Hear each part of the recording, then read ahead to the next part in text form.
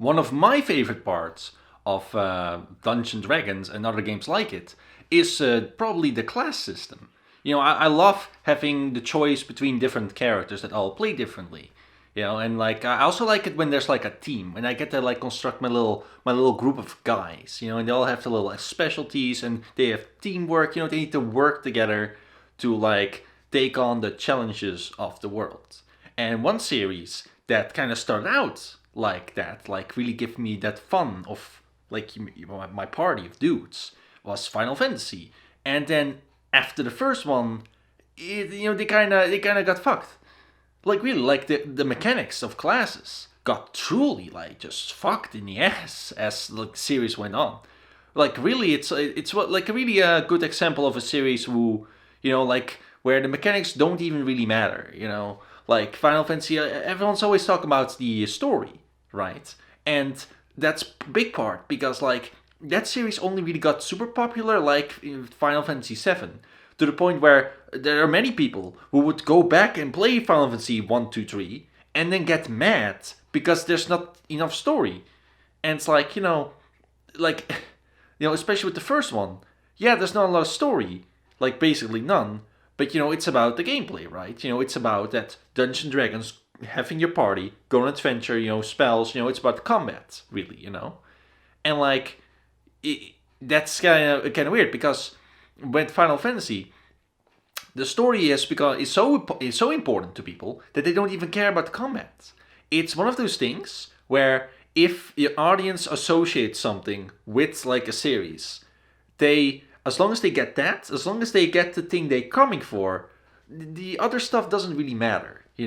So sure, that's in a way that's fine, right? But then I say, why even have the gameplay, right? Because one thing you'll see a lot, right, with something like Final Fantasy, is that anytime there's like a problem with the storytelling, it always gets blamed on the gameplay. When like really it's the other way around. Like it's like they're acting like the medium of video games is restricting Square Enix's ability to tell a good story. But really it's like well one, uh, nobody's forcing you to be here. Pivot to making movies. Like you made that movie Final Fantasy Spirits Within. That wasn't very good. And also like really the opposite is true, like because as you see, the gameplay is the thing that tends to like just get just butchered in favor of the story, where there are times when store mechanics very much can help with storytelling. They can if you work with it. But let's talk a bit about the classes, right? Because you start with the original Final Fantasy one, and that game is just basically Dungeons and Dragons, like adapted to more, more combat. Like it's just the combat and the dungeoneering. So certain things with classes like they get lost in translation. Otherwise, very faithful adaptation, very faithful, like really good classes. I really like them. Because first of all, you got like the fighter, right? And the fighter, he very much is a tank. He can use all the armor, use any armor. In fact, you got like four like weapon slots and like four armor slots, right? And that's also like the carrying capacity immediately. So a fighter, like he's the only one who can equip four types of like equipment basically. But it doesn't mean he can't carry anymore. So if you have four fighters, if they're all fully equipped, they can't pick up any new armor. So it's like, oh look, I found a chest with better armor. Well, none of us can equip it because we can pick it up. And then the swords, you can only use one sword. So that's kind of awkward thing about the first Final Fantasy. And like the idea is that like fighters, because they require more like you have to go to a store and buy armor, so they cost more money, and that's why you might want to go with the black belt, right? Except like the best armor is and weapons is found in chests anyway. Other than that, like fighters just really good. In fact, they're just better than Dungeons and Dragons because they also scale better. They're really good later on as well. And they even get multiple attacks. Like they'll start doing like 2 hits, 3 hits, and they really deal a lot of damage. And they're really tanky. So great class.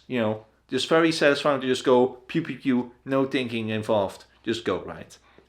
Then you also have like the white mage, and the white mage is the cleric. It's based off the cleric, and so like the cleric, in Dungeons and Dragons, he's very tanky. He has a lot of health. And that was very cool. And you can only use hammers or wands, because a cleric isn't allowed to use swords or anything. So that's a very, and also the healers, but they also have like these spells that, like called Dia, that is only useful against undead and like super useful. Like it really kills them really fast, but it doesn't work in anything else. And that's basically the Dungeons and Dragons like cleric, their turn undead ability, where they could like turn them around and then undead would like flee from you. Yeah, but here it just kills them. So yeah, cleric, very faithful recreation. Then you got the black mage, of course, who's the wizard. He can only use daggers or wands. Very much like Dungeons and Dragons. Cannot wear a lot of armor, just like the white mage. Well, the cleric in D&D can like wear like good like plate mail, but the white mage can't. Whatever. But the black mage, like the wizards, just no armor. He can wear a hat and gloves. That's it. But like a wizard, he has good area of effect spell. He has the damaging spells. Fire, lightning. Fire, Tandaga, Blizzara, and those spells really became like those became iconic. Like Sora also uses them. Like Donald. Those are the spells everyone knows.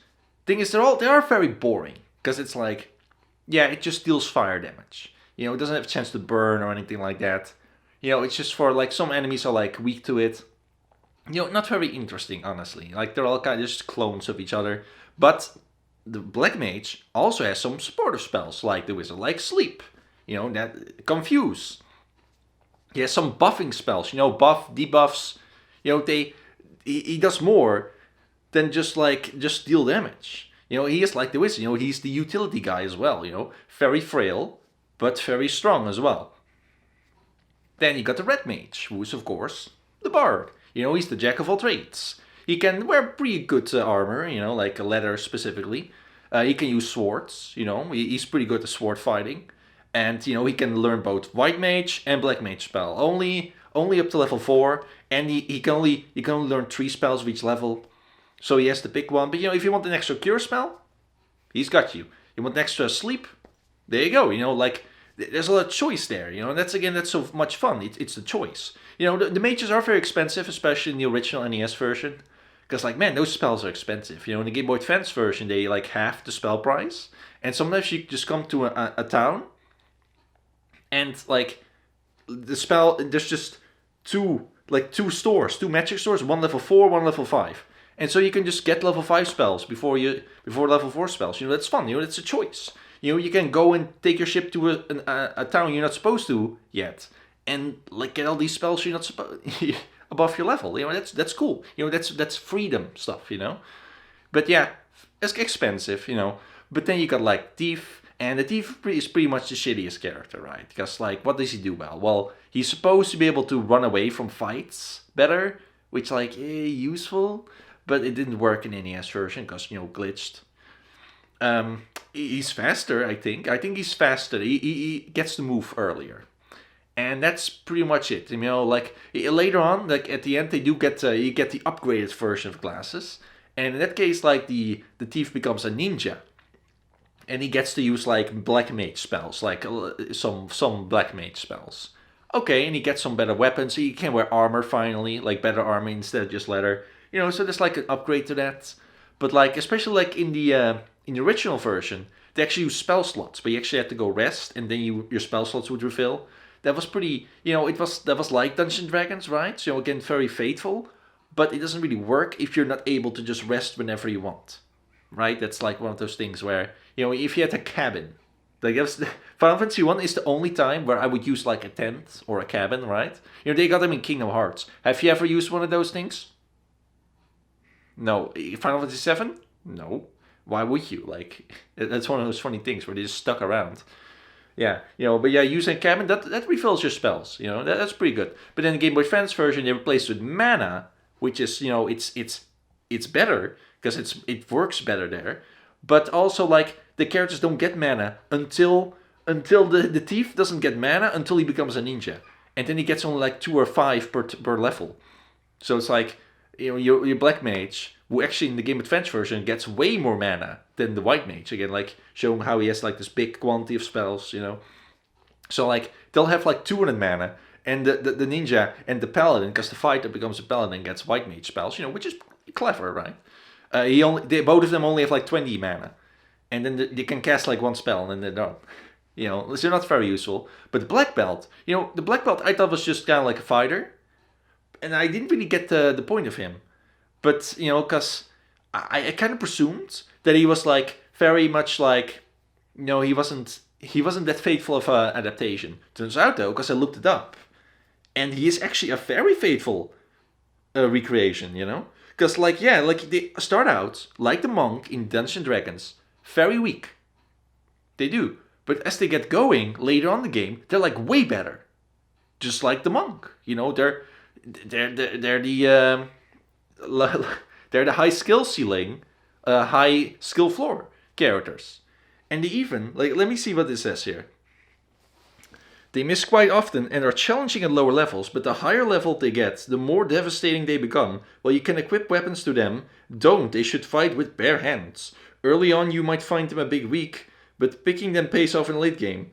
Key to this is the absorb stat, which allows the black belt to nullify incoming damage in increasing amount as it levels up.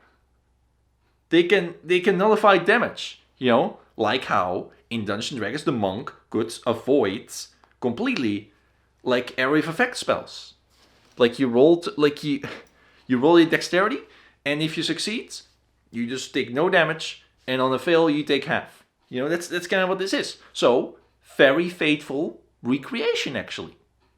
I was impressed. Like you probably still want to have it for like a fighter, because like, well, the best combination apparently is fighter, black belt, white mage, black mage, right? Because you got like your early game, you got the fighter, and then for the late game you got black belt, so good combination. I like to go like red mage, white mage, black mage, and then like either first time I played on the Game Boy Advance was like thief. I played on the NES Mini like a while ago, like not entirely, but I picked fighter, and I got some footage of like the Game Boy Advance version where I played a little bit as a black belt. Maybe we'll go as a black belt next time, in like, if I ever play it again in like I don't know, 10 years, maybe we'll do it. So there you go. Those are your classes. Like the thief, he can't like pickpocket or steal. He kind of sucks. But like a ninja, they did some stuff, and it's pretty faithful. But then, it pretty much immediately like it all got kind of fucked up.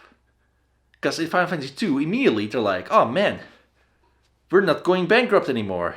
We can go back to making anime. That's kind of what it became. Because Final Fantasy 2 is just, you don't get to pick your own guys. It's just like these two guys, these two fighters, and then like a mage or something, like, and like one of the guys has to lost their memory. Like I actually played like during middle school, like I had a lot of like time between classes.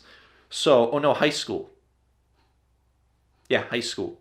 So there was this like website where you could play like NES games, Game Boy Advance games.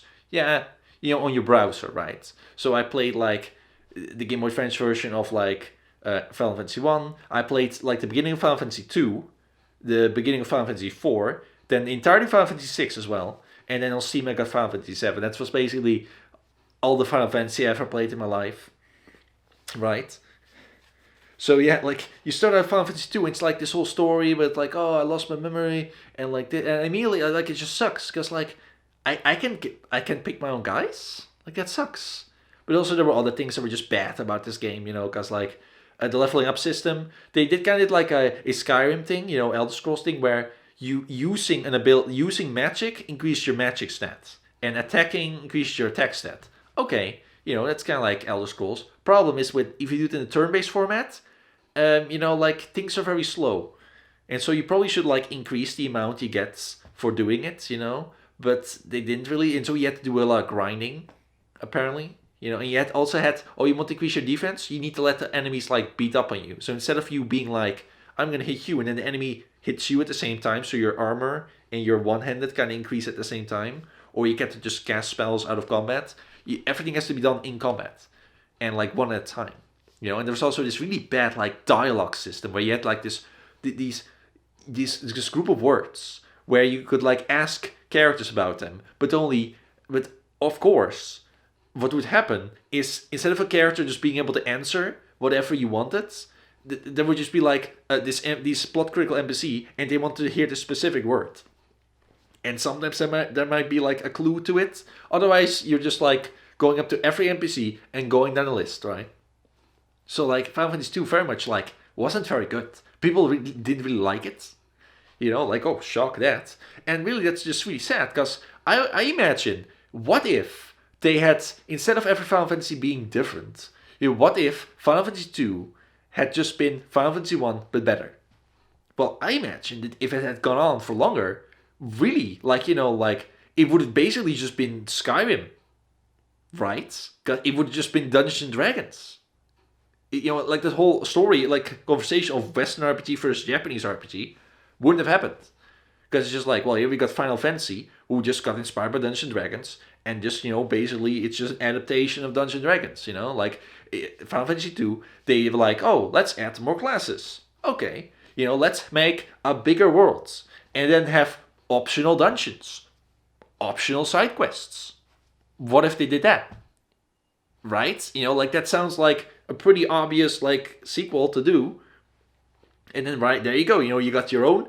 Japan has their own like little like Elder Scrolls going on, like their own little Dungeons and Dragons, and like on mechanical level, and then they can have all the stories they want in it. But mechanically, gameplay wise, it's basically the same. Maybe they can even have some role playing in there. Give players more choices. But no, instead, like less choice for the player because they can't choose what characters they want. They have to be pre-written characters. Like they're just taking this anime plot and like putting it in a video game. Okay, you take a lot of fun out of it, And so the classes also kind of take it up the ass. Because then you get Final Fantasy 3, and so they kind of rolled it back a bit, walked it back a bit. You got your four guys again, and they're like Onion Knights, but now they got like a job system, and like people like always like say, oh, the job system was so good in Final Fantasy, and it's like, really calling it a system, it's always weird when they call it like, oh, it's this system, we make a special system, and it's like games are made up of tons of systems, they don't all need like, it makes it sound like a lot more impressive, like, oh, look at this character controller system I made. Yeah, that's just your the controllers, the controls for the character. Oh, Super Mario, he has the platform controller system. Okay, yeah, he jumps and runs. Okay, but basically what this is, you can just switch classes. You don't pick your class at the beginning, which if you don't pick the correct team, maybe you can get stuck later on. I mean, if you like design your class as well, that probably shouldn't happen anyway. But like, okay, you can switch classes. I guess you could kind of see it like, you can switch out Pokemon, right? You got all these Pokemon, they all have their own class. Thing is, when it came to the design of that game, it's really just not fun because a lot of time, like, your choices were made for you. Because there would be like a boss who would change his type, right? And so you got your four guys, and you don't know which type he's switching to. So you got your little black mages, maybe you got like a white mage as well. And like basically one of you guys need to be a scholar. And what does a scholar do? It literally just scans the opponent and to see how much HP they have and what they're weak to. And okay, now that character needs to do that. Because otherwise you don't know, because he might just absorb. I'm going to use fire. Well, oh, I'm the type that absorbs fire. Okay, well that sucks. That's lame. Now one of my characters just needs to be like this throwaway character whose only job is to go scan. That's not fun. Or there was a boss who would use like a really strong charge attack. So your whole team had to go Dragoons. So you could do, because Dragoons, that's one of those classes that Final Fantasy just kept around. Because like, everyone wants to make their own classes, right? But it's a reason it always comes back to fighter, mage, thief and stuff, And the Dragoon, what they do is they just use fly. They jump in the air and the next turn they come down and do a shit ton of damage. And they do more damage to dragons. Okay, not much of a class, and you have to do this in order to beat this guy. Because if you get hit by this super attack, like Protect doesn't exist in Final Fantasy, you have to jump over it. And also they give you like really good Dragoon armor right before the fight, right? So also every class has their own armor apparently. Is this what you want, And like you'd unlock like better versions of old classes because you would have to like fighter. And then later on you unlock a knight. What is the knight? It's fighter, but with more defense. Okay, you start with with monk, and then later you get black belt, and black belt is just better than the monk. Okay, not that fun, and then also because there's so many classes, they all have their jobs kind of separated. Like the black mage, I'm not sure, but like the black mage doesn't just use sleep or confuse anymore because that's been delegated to a different class. Now they just use fire, lightning, and ice. Okay, that's not fun, because now the black mage is boring. They just do spells. They just do like damage spells. That's not fun. And then at the end of the game, there's this really difficult dungeon called like the Crystal Tower or something. Like they regretted how difficult it was, but yeah, it's like one of those bust your balls dungeons that's just really deep. Like just endurance round. But they give you like the super fighter and the super wizard class. And then that's it. You have to use these classes because they're just the best in the game. And what do the super wizards do? They can cast any spell. Okay, there goes your choice. There goes your strategy, kinda.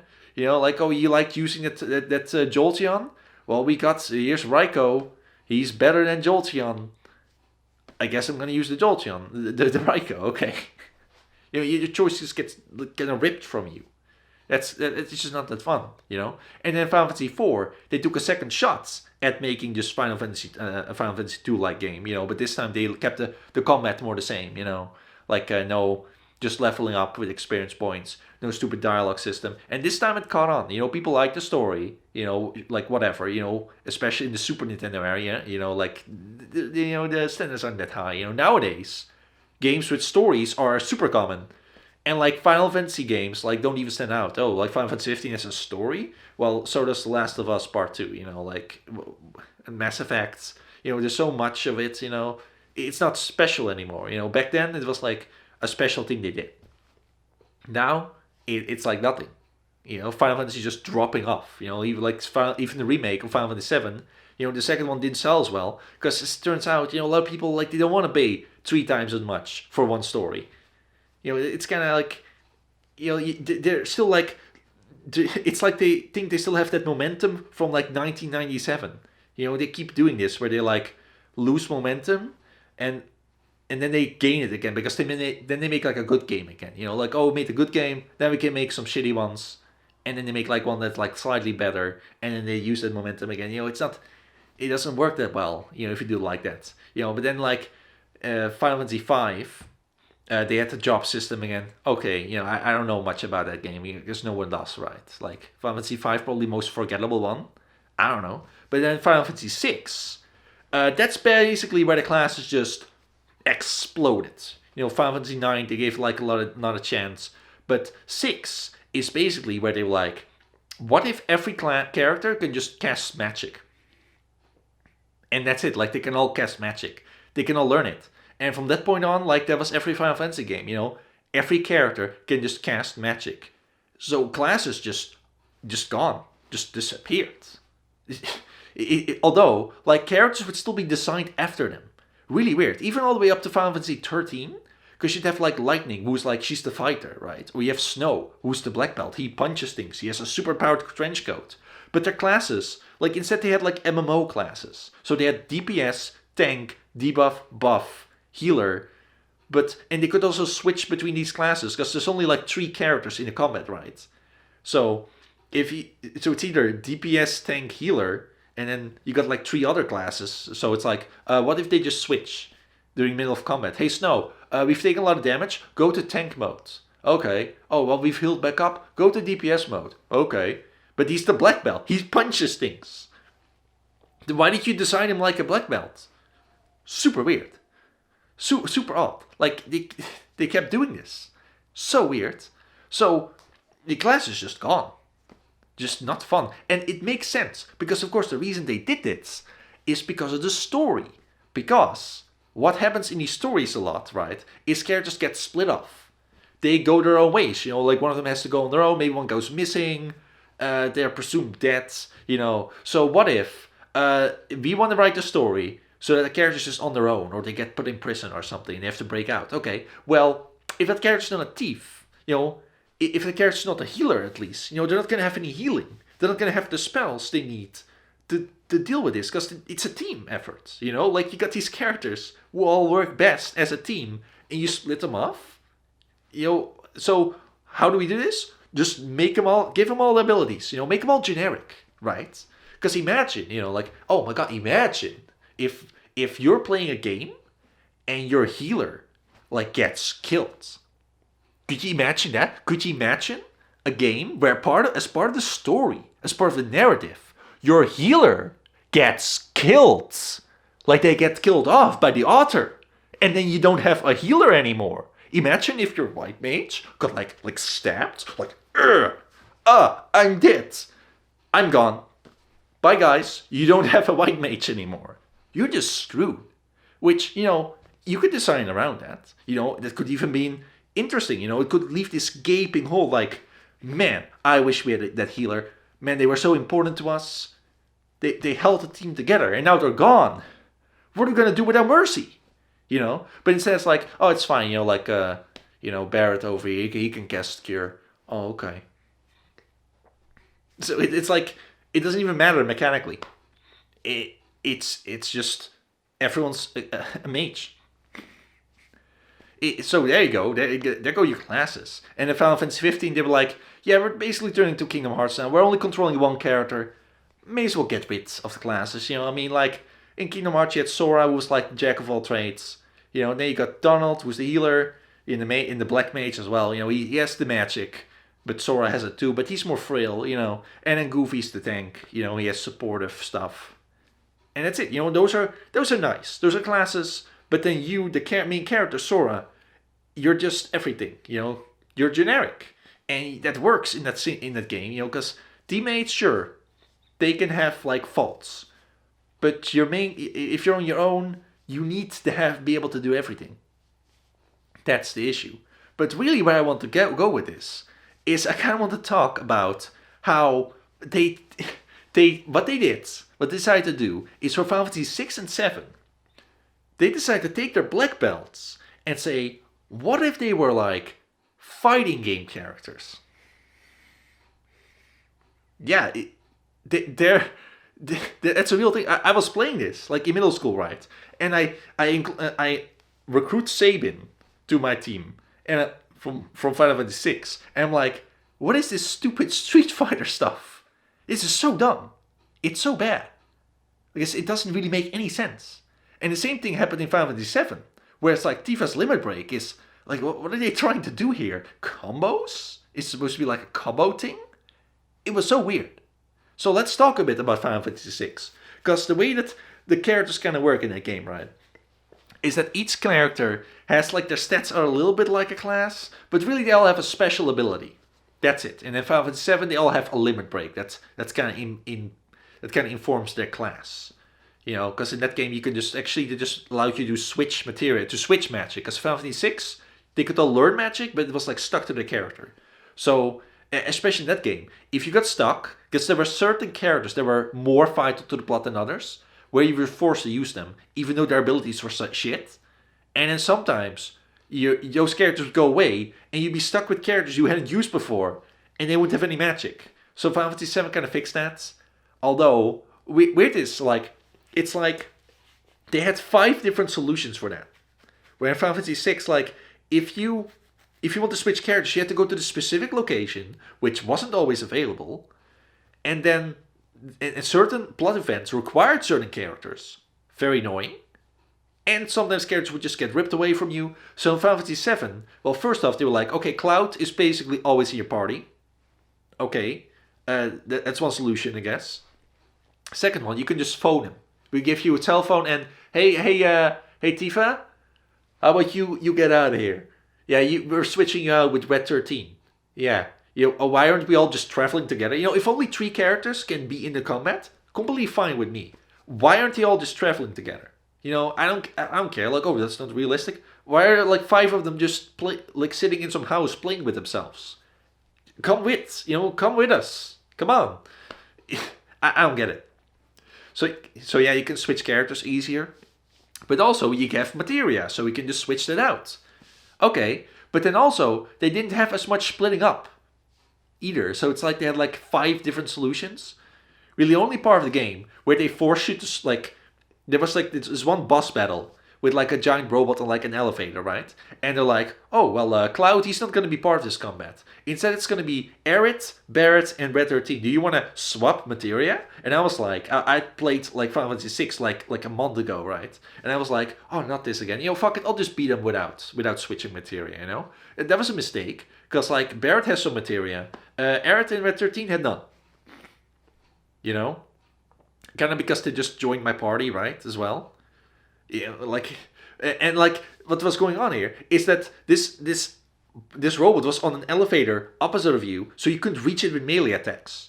Only Barrett could shoot him with his arm cannon, and he had some fire magic, and his limit break could hit it, and Red 13's limit break could hit it, and of course Aerith just heals as a limit break. Well, thanks Aerith. Yeah, okay, well thanks.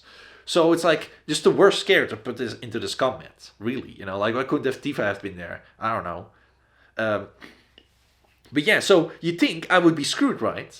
And I thought that too. Oh, but if I'll just lose and I'll just get to my last save. But no, like this game, Final Fantasy 7 is so easy. You just don't die. Like by the time your HP would be low enough that you might die. Aerith got her healing limit break back. So really, like, just took forever. Really just bad design, really. It just like such an easy game. Just press the X button. That's what it is. That's probably why I like Final Fantasy 6 a little bit better, because like a lot of bullshit stuff happened there, but it was at least challenging. I was a little bit better about it. Other than that, I didn't really like that one either. But yeah, so you got all these characters from Final Fantasy 6, and they all have their ability, and like so you got most of them are just kind of pointless. Or they're just like animated. They're cool to look at, but that's just it, Because you got like Terra, like the main character. She doesn't have her ability immediately. She gets it later. But her ability is she transforms. It's a super form. But it wasn't really clear what her super form did. Like, did it increase like your attack and magic? Did it just increase your magic? I don't know. So I would activate it sometimes. But that'd be it, It just wasn't interesting. Then you have like, I don't know, Elise or something. I don't know, like this lady, she had this ability to like absorb magic, right? Problem in Final Fantasy 6, a lot of enemies use attacks that are basically magic, where it's like, oh, fire attack. But only when they specifically use the fire spell does it count as a spell. So even reflect wouldn't work a lot of the time, like they use a spell that heals, but it doesn't count as it's not cure specifically. So you can't like just use reflect on them so they heal you. Can't do that. So what would happen is for a very short duration, she would like hold up her finger or something. And if she absorbed the spell, she would heal like 5 MP. It was really bad. Just one of those really shit abilities. Then you'd have like this samurai guy who has this Bushido ability, where basically it's like Bite, where he would start charging and it would go from 0, 1, 2, all the way to 10.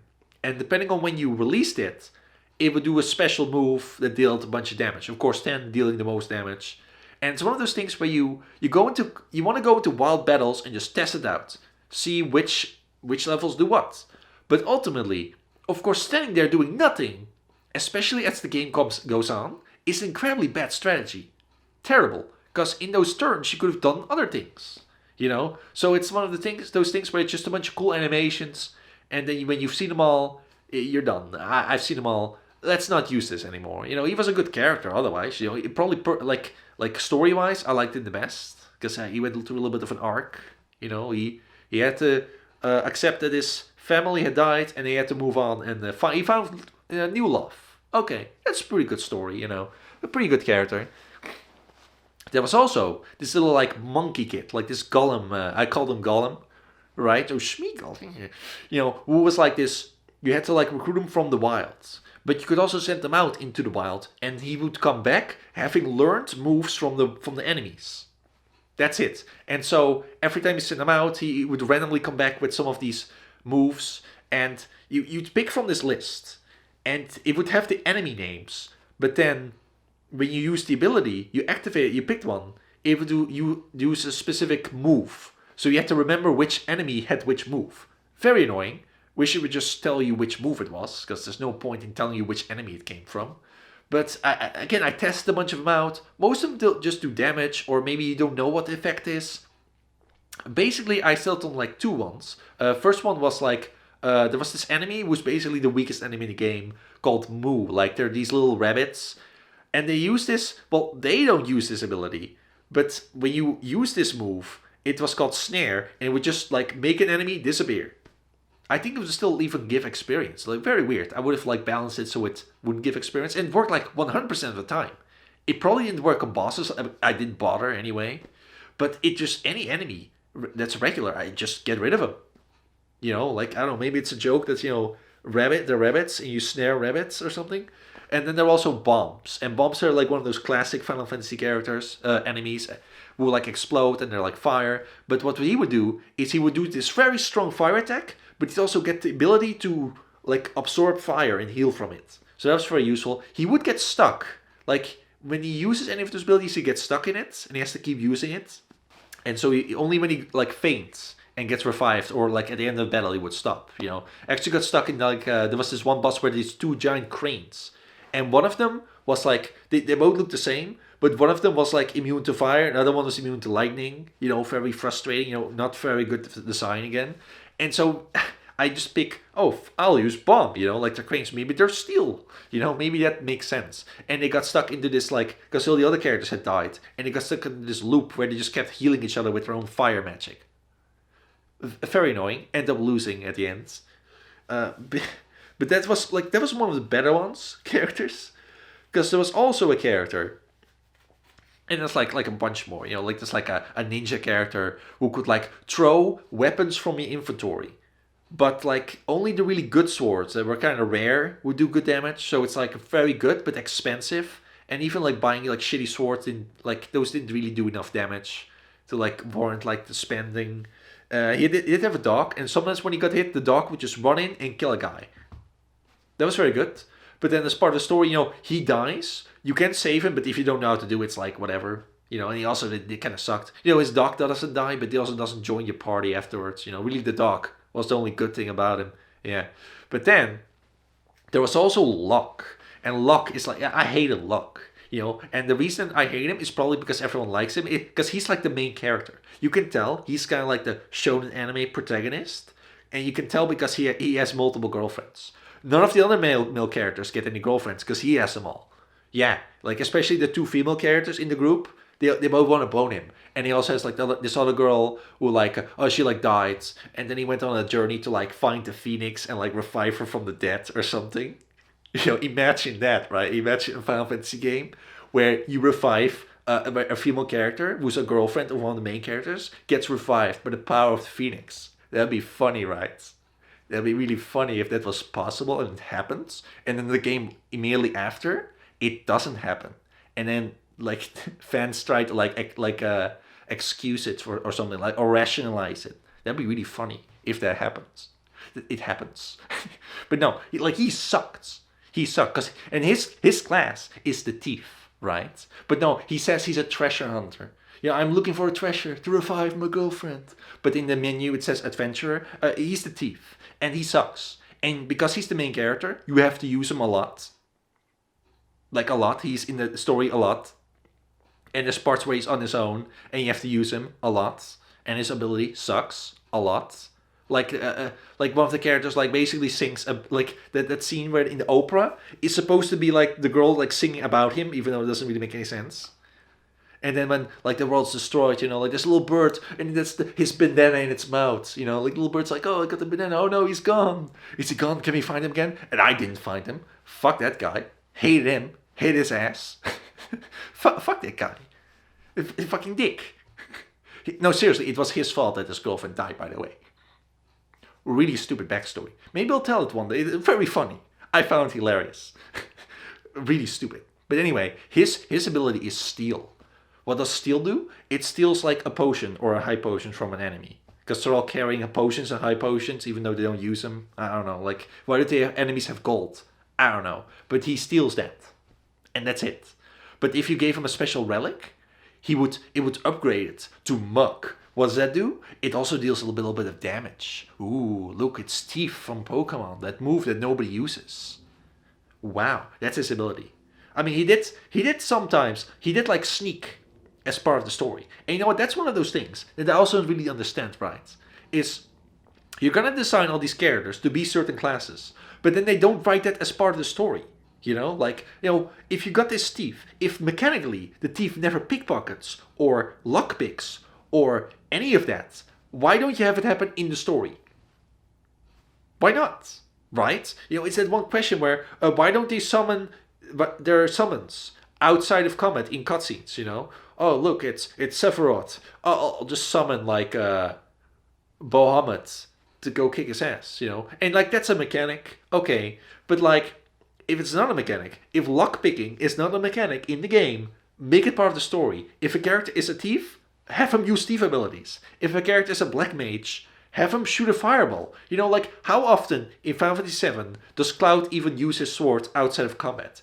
Never. He maybe like threatens a guy with it. No, not even that. Oh no, we have to get into this club. Because this guy, he's this pervert. He's Tifa's in there. How do we get in? We bust down the door. No, we can't. That makes too much noise. Oh, okay. But then once they're inside and they do the whole thing with like the dressing up and everything, then they just grab out their swords anyway and start fighting. Okay, you couldn't just bust down. No, we had to go to the little plot rail road. Okay, well, can't you write a cool scene where a thief picks a lock? Is that too much?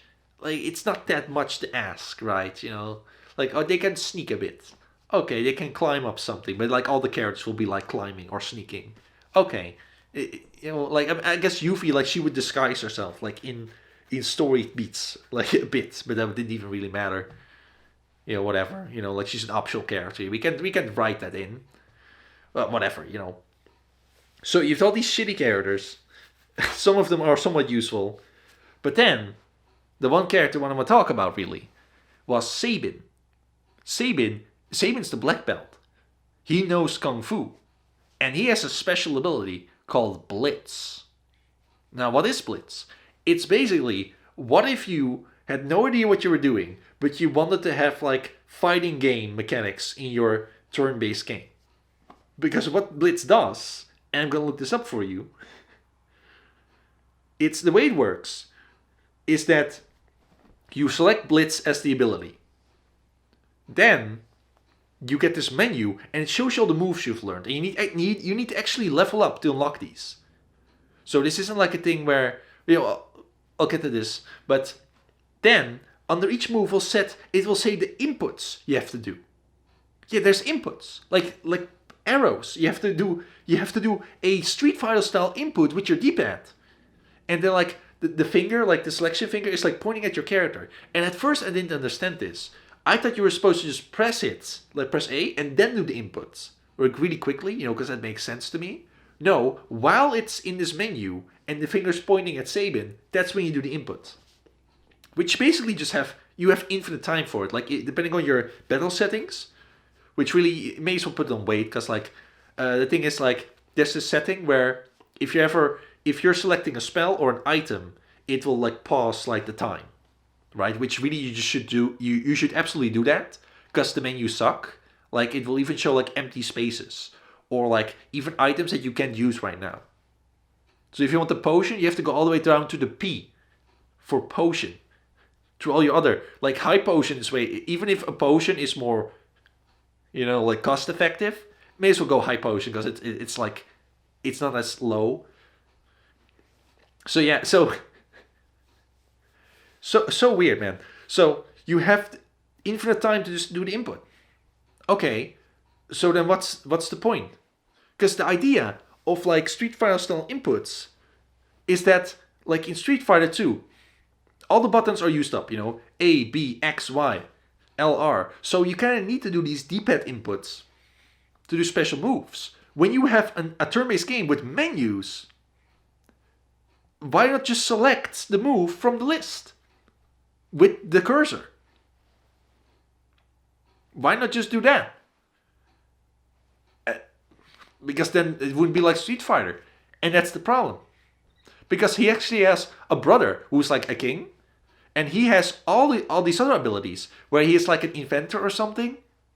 And he has like a crossbow, like that shoots multiple arrows at multiple enemies. He has a chainsaw that sometimes like kills an enemy instantly. And he just gets to just select one from a list. Okay, but like why can't Sabin do that then? Or you got like the samurai guy, and he also has a bunch of moves, but he can do them immediately, but he has to wait like 10 turns or something. Okay, so in that case, they can at least be stronger, and you can argue that the same thing for Sabin. Like maybe, they're probably just better than his brother's abilities, but still, it's like such a weird thing, and inputs for these are really strange. So I'm gonna give you the moves because one thing that is cool is they do have special effects, but also at the same time, it's basically just a bunch of cool animations. I stopped using them basically immediately once I figured out this whole like input stuff because it just was dumb. But they do have special abilities, and what I figured out is that these special like secondary effects are a lot like how Pokemon moves have secondary effects. Because in Final Fantasy, you get your regular attack, which is just like an attack, which is boring. But then you got like the spells, and those are a lot more like Pokemon moves. But even those don't have special effects really. These ones do. So that's kind of what they remind me of. So here's some of the inputs. First, there's Raging Fist, which unlocked at level 1, which is just, it's left, right, left. Yeah, left, right, left. Which, okay, that's a pretty good, easy input. They do get more difficult, but like, again, you have all the time in the world. So I don't understand it. But what this does is physical damage to one opponent, battle power is 110, ignores defense. Okay, so that's kind of like, so if you got an enemy with very high defense, like let's say a Shuckle, this move will be very good. But if you have an enemy with very high HP but low defense, this move will be very bad. Okay, that's kind of like Seismic Toss or something, or Super Fang. That's kind of cool. That's kind of useful. Then you've got Aura Cannon, which is basically a Kamehameha, or I guess a Hadouken.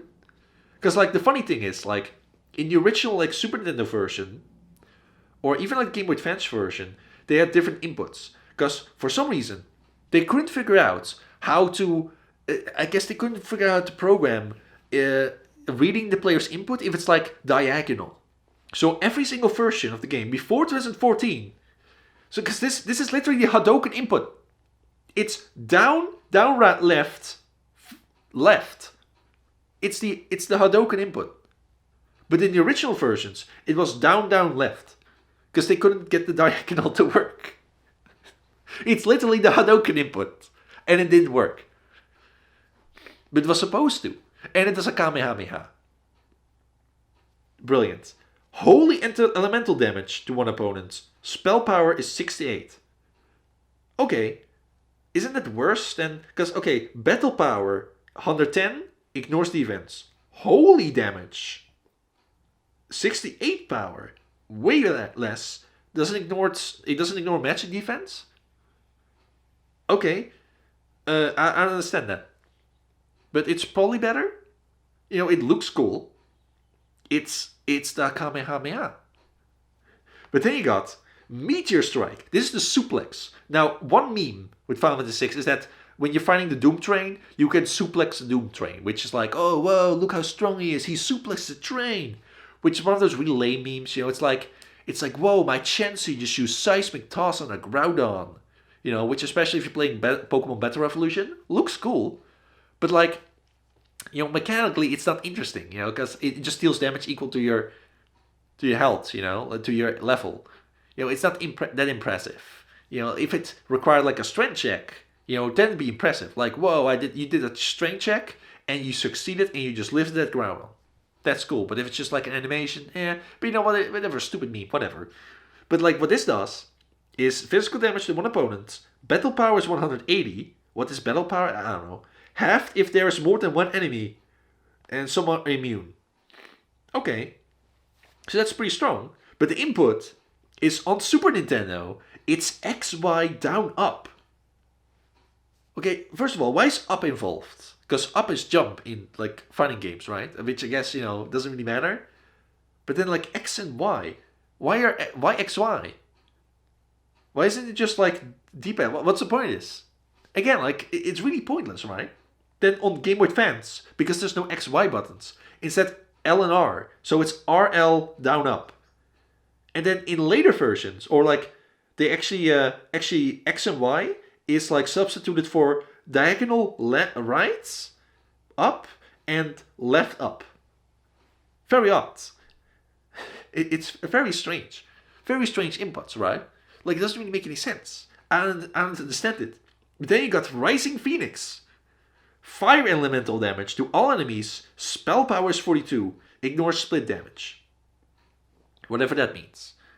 I don't know. But the input for this one is the original one, the new one is left, left down, down, left right, right. So it's basically the red fireball, you know, the Sensetsu Handoken or something, right? It's all the way like half circle. You know, there's a half circle. Okay, but in the original version, it was left, left, down, right, right. I mean, they could have done left, down, down, down, right, as well. But whatever.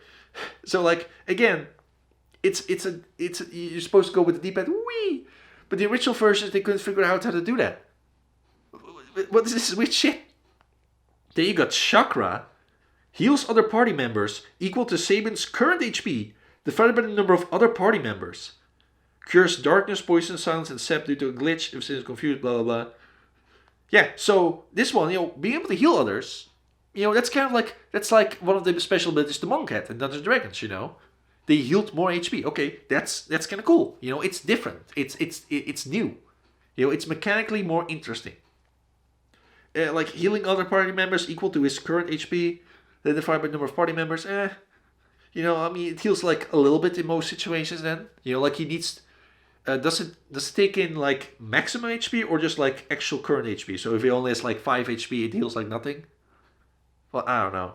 But the input is, and this is really awkward, right? So because the Game Boy Advance did not have X and Y buttons, but it does have L and R buttons. But the Super Nintendo also uses L and R for some of the inputs. So this one is RL RL XY. Uh-oh. So on Game Boy Advance, they made it RL RL up down. So before X and Y were substituted with R and L, now X and Y are substituted with up and down. Okay. Very odd. And then the newer versions, it's like it's right up left, right down, left, right, down left, down up. The substitutions are very confusing here. If you switch from the Super Nintendo version to the PC version, and then switch to like the Game Boy Advance version, you're gonna be confused as all hell. I mean, I guess it shows you on the screen, but like fuck, your muscle memory is just fucked. Fuck that. Then you got Razor Gale, wind elemental damage to all enemies. Spell power is 78. Okay, and this input is up, right, right. It's a circle. It's like, yeah, it's. Okay, it's a 3/4 circle. You start up and then you end left. Or I guess for you it's like this. Okay, in the original version, it was up, right, right, down, left. I guess that's easier, but you know, like being able to just go with your finger like whoop is also easier. But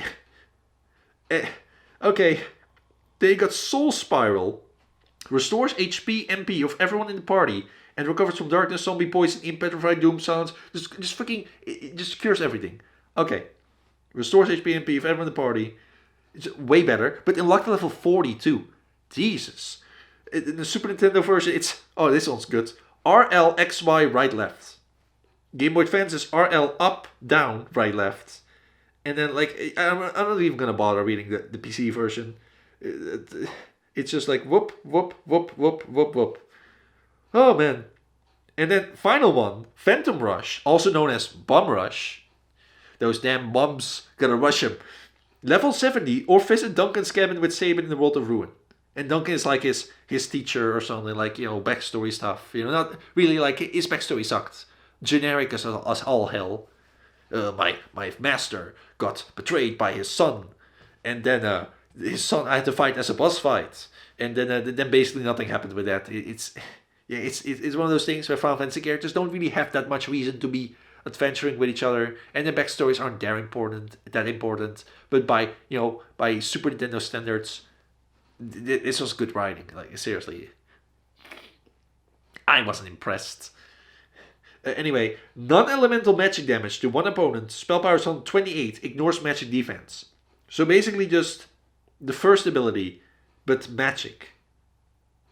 Okay, what's the inputs? Full circle. Left, left. Yeah, just full circle.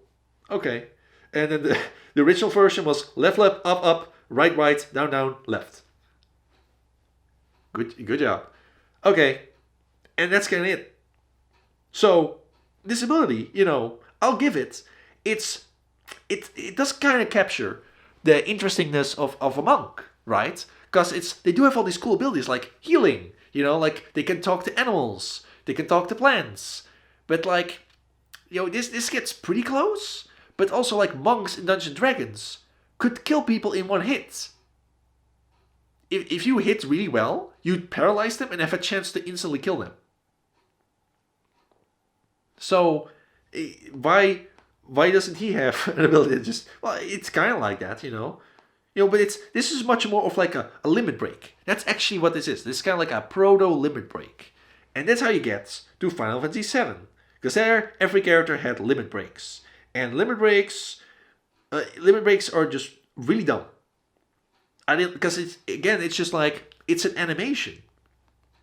You're just watching animations, that's what, the summons, it's just you're watching animation. That's what Final Fantasy games are, you're watching animations, it's about the cutscenes. It's not about the mechanically, it's very boring, right? Because it's just damage as well, you're just dealing damage.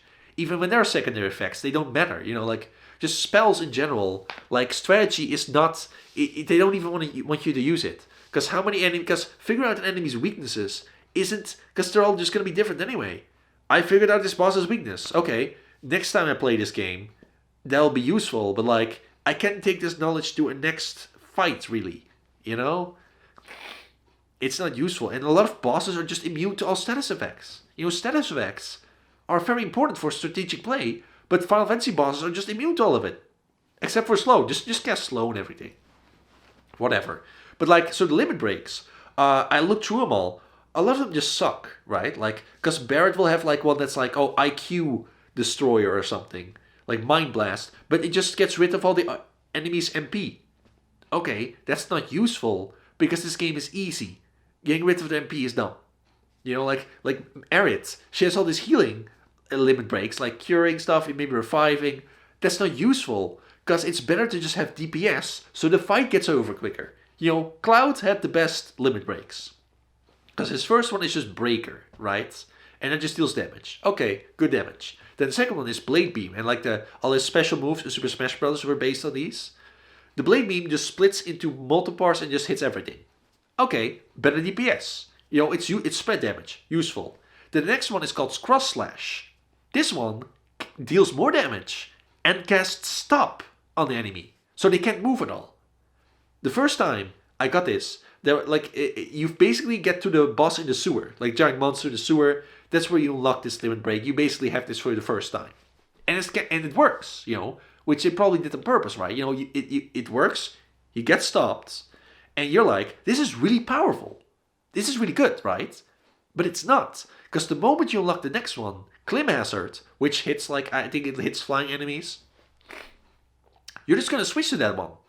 And why? Because it deals more damage. Because being able to make enemies not be able to move is good, but you know what's better than that? Killing them. If an enemy is dead, they can't hurt you. And also, later bosses are immune to stop. They only get hit by slow. Okay, may as well go to the next one. And that's what happens. I even found like this summon that just called Hades that deals a shit ton of damage and also casts every single status effect on an enemy 100% of the time. And in Final Fantasy, like even poisoning an enemy has like a 30% chance to hit. So that was really good. Problem, it dealt so much damage that any enemy that could be affected by the special effects, by the status effects, would just die, and bosses would just be slowed. That's it. So really, this summon was just deal damage and cast slow. You know, Sephiroth, he got hit by that shit, and he was just slowed. He was so slow. He would do his super attack where all the plants gets destroyed, and then all your characters are like, oh no, we're only at 30 HP.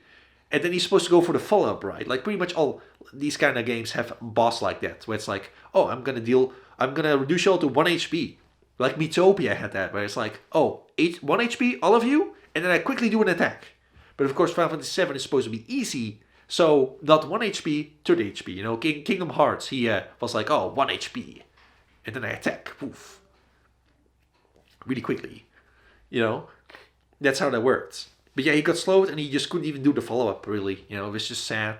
So yeah, you just go to the next limit break and that's it. You know, there's no strategy there.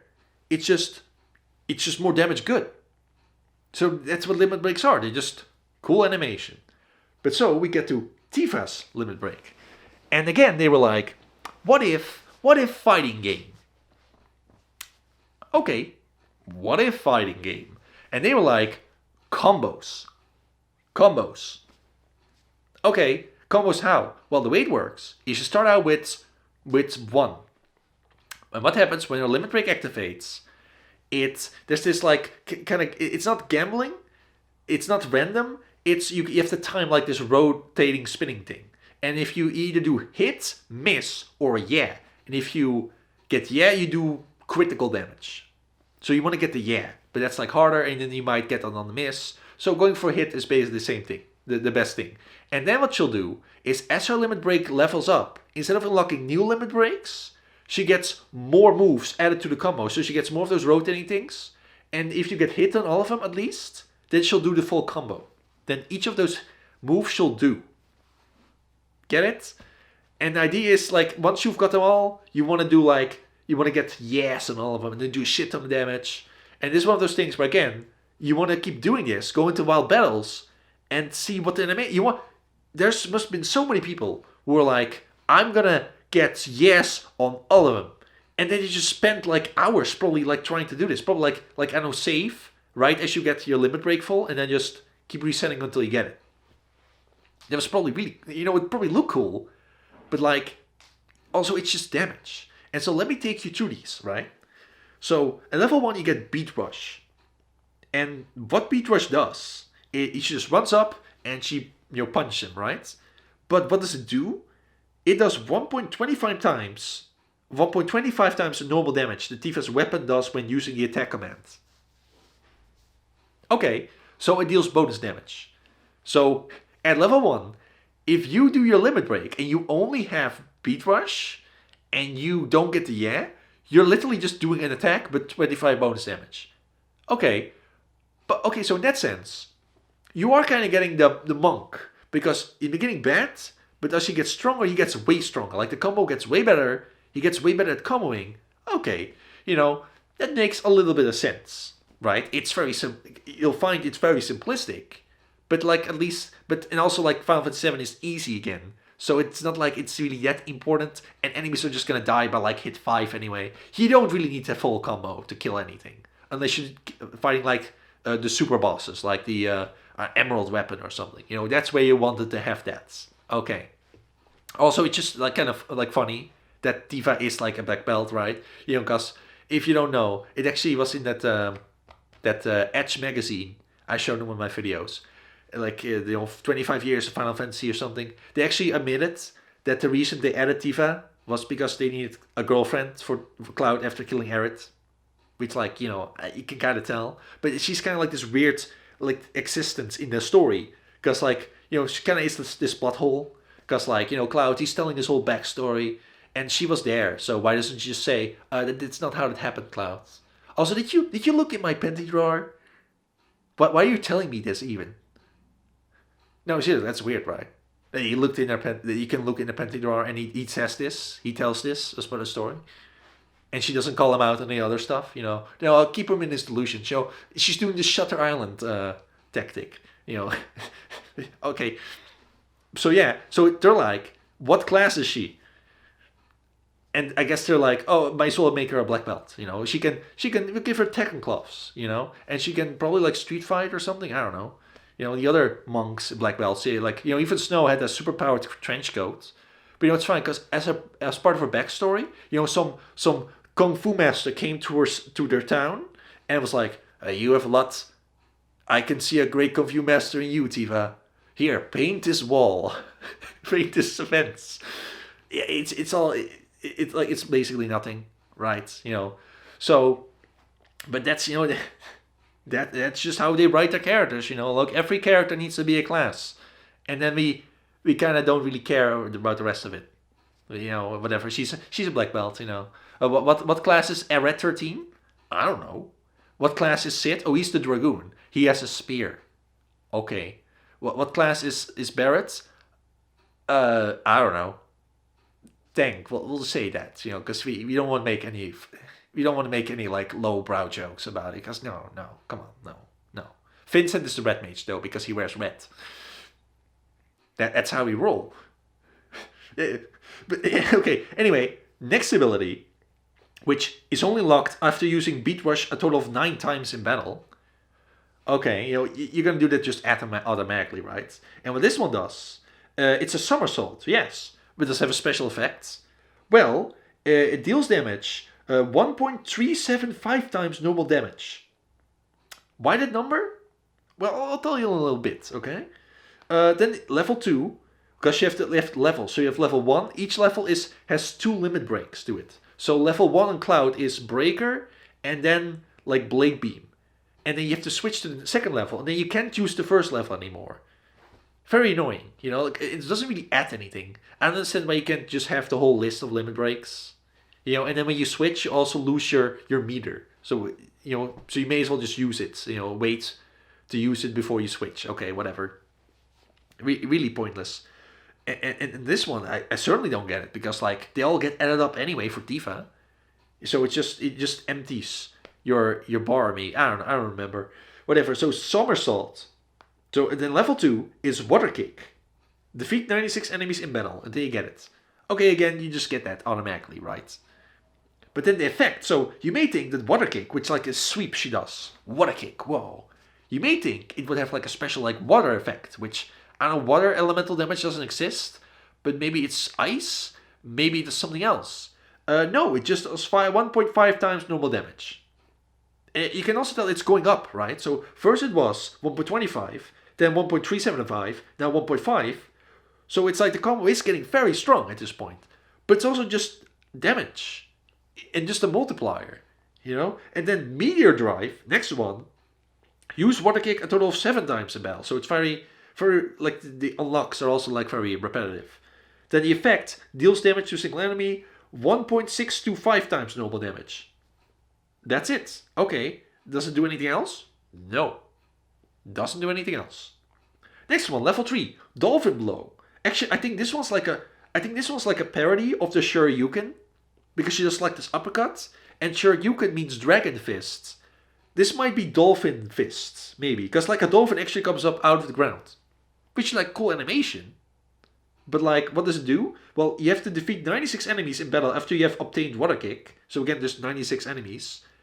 Same unlock as the other one, another level. And then it does 1.75 times normal damage. Okay, that's boring. I'm not interested in this. This is uninteresting. It's just an attack again. Then Meteor Strike, use Dolphin Blow 6 times in battle. Oh, okay. Deals damage to single enemy 1.875 times normal damage. And she like stands on a meteor and then she crashes it down. Okay, what does it have to do with fighting games? Like the Dolphin Blow, that's an uppercut. Okay, they're just dropping a meteor on them. Is that what Sephiroth was doing? Why are we?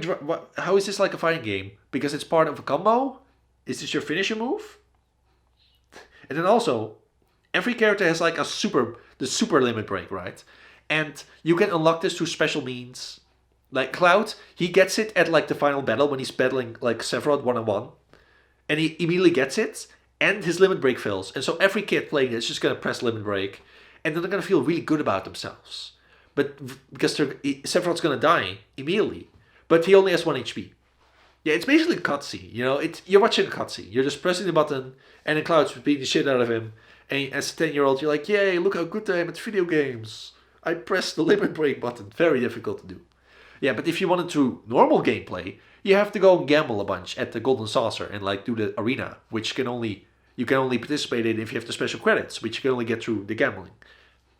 It sucks kind of, right? And then you get Omni Slash. Yay, you got this through gambling. Very cool. But Tifa, she gets it to a side quest where she has to go to her hometown and then on a piano. Like if you do play the right song, a panel opens up. It's like that. And this song, you have to actually play it on the piano. And like on the internet, a lot of people are asking about this because it's very difficult to do. Because the song is, actually on this wiki page there's a quote. Like they'll have quotes. This quote says, so that's it, Tifa. Great quote. I mean, I guess that's what she says when she gets the limit break. But yeah, on PlayStation, you have to actually, on the piano, you have to go X square triangle, L1 plus triangle, L1 plus square, X square triangle, L1 plus X, circle X square X. Or if you're on PC, you have to go, the page up, page down, home buttons, delete buttons over the right of your keyboard. Yeah, cancel, switch, menu, page up, and menu, page up and switch, cancel, switch, menu, page up, and cancel. Okay, cancel, switch, cancel. Fucking kill me.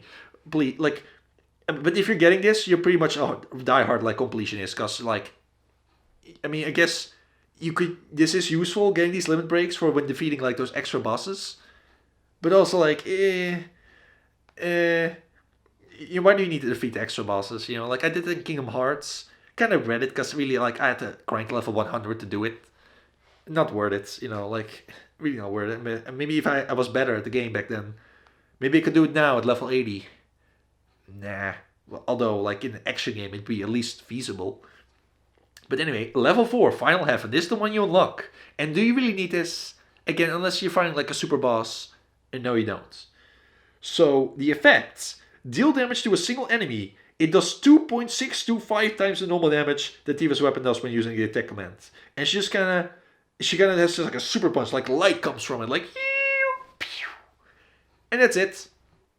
And so let's say because especially for the later moves, getting on them really hard because they're like surrounded by misses as well, right? So if you get the full combo, and this is like 8 moves, right? It's 7 moves. If you get in all of them, like that's double damage. And like you see how they like increase in damage. Because it started with 1.25 times damage. Now it's 2.625. You get the full combo, you're dealing a lot of damage. And it's gonna feel really cool. But it's also really fake and really lame. Because there's no special effects. Which at least Saban had special effects. There's no mechanical interest here. It's just damage. And what's up with why 2.625 times damage? That's so weird. Well, what I think is going on here is it's trying to trick you into thinking that more is going on under the hoods. If it was just 1.5 times on each move, then each number would be the same. Like the critical hits would kind of like change it a bit, but it would be very boring because it's like, 72 damage, 72 damage, 72 damage. That's boring. You have to like randomize it a bit. And if every hit is more damage, that's also good, So because it's not just an extra hit, it's an extra hit that deals more damage than the last one. It feels very good to get all of them, right? But that also like kind of betrays it, it's simplicity. It's just damage. That's what you're getting. And Cloud's moves had better effects. And like other characters have special effects, but then like, again, like Mind Blast. You get rid of their MP. That's not useful. It's just damage. That's all that matters in the game, Strategy is not really important. And so that's kind of what gets me about all this, right? Is that it's all just animations. It looks cool, it feels cool, but there's no point. There's no mechanical point to it. And that's kind of the point of like numbers, right? They're very boring. Special effects, they add utility. They're only good in certain situations. And that kind of helps with power creep, right? With spectacle creep as well. And that's kind of what I find so surprising about this, right? Is because what I said in like the Monk Dungeons & Dragons video is monks are kind of like the anime characters of Dungeons & Dragons. These characters very much, they're not that anime on the mechanical level. Visually, aesthetically, yeah, it's these super. Oh, I'm gonna throw a meteor, kamehameha. Okay, being able to like Saban's healing ability, that's a little bit better, because being able to heal, that's something that these monks like. I'm gonna heal because of my super fighting ability. I'm gonna meditate and I can just heal myself through that. Like in Dungeons and Dragons, these monks were so hardcore that you could only have one of each level past level 11, and they had to like find each other and fight. That is anime. That is anime as fuck. A monk in Dungeons and Dragons at their top level, they could do an attack on you where they hit you, where they touch you, and you get vibrations where anywhere within a week they could just say, "Kill that guy," and he just die. His heart would explode. He'd do like Fist of the North Star / One Punch Man stuff again. Like just you are already dead in one hit. That's hardcore shit, and it's mechanical. Cause like again with like you had the chance to instantly kill people, but you're required to hit a certain number. You need to be your taco had to be good enough, and the opponent's armor class had to be low enough that you hit at least 5 above, like their the armor class, and then depending on their level or like their armor class, there'd be a percentage chance to instantly kill them. That's mechanical coolness, because it shows you how good you are as a monk. If an attack just like deals a whole bunch of damage and it just says, oh, it deals 1.25, okay, that's good. Like that's damage. But it's instantly killing opponents is going to be a lot more useful in certain situations when an opponent has a lot of HP, right? Like if an enemy just has 5, because in Final Fantasy 13, enemies just have like 5 million health. At that point, dealing like 5,000 isn't impressive anymore, right? Instantly killing an opponent because you rolled correctly, that's a little bit more, it's utility as well. Being able to instantly kill an enemy, like no matter, at least as long as they're not above a certain level or something, that's more useful, Like a Ratana can take down an Arceus because it has to move Endeavor and Quick Attack and is holding a Focus Sash. That is mechanical, like, it gives you this power, right? It's not just, I can beat you because I have a higher number. And that's, again, kind of why I like, the monk in Final Fantasy 1 was kind of cooler. Because he started out really weak, and then he got stronger, right? And really, I don't understand why the black belts in Final Fantasy don't have the ability to instantly kill enemies.